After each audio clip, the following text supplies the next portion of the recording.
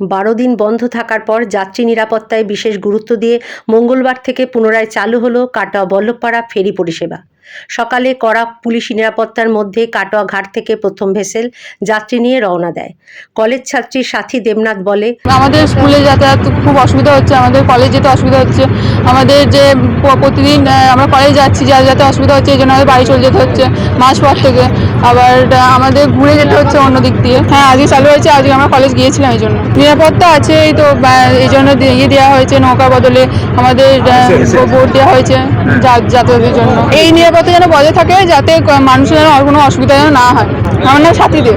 উল্লেখ্য, গত 26শে মার্চ ভাগীরথী নদীতে নৌকা দুর্ঘটনায় আকাশ সাহা নামে এক ছাত্রের মৃত্যুর পর নিরাপত্তাহীনতার অভিযোগ তুলে বল্লভপাড়ার বাসিন্দারা ফেরি চলাচল বন্ধ করে আন্দোলনে নামেন।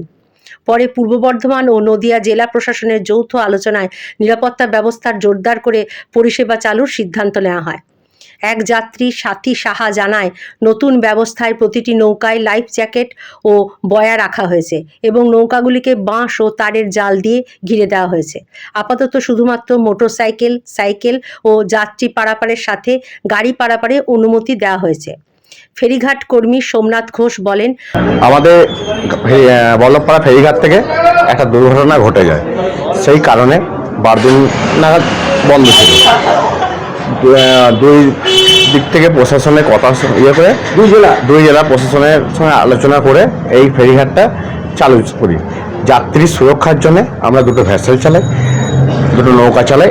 নৌকায় আমরা ব্যারিকেড দিয়ে ঘিরে দিই প্রশাসনের নির্দেশে।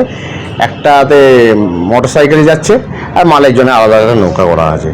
যাত্রীদের যাতে সুবিধা হয় সেই ক্ষেত্রে এই পরিষেবাগুলো চালু করেছে। আর নৌকায় পর্যাপ্ত পরিমাণে জ্যাকেট, বোয়া সব রেখে দিয়েছি, ভ্যাসেলও দিয়ে দিয়েছি।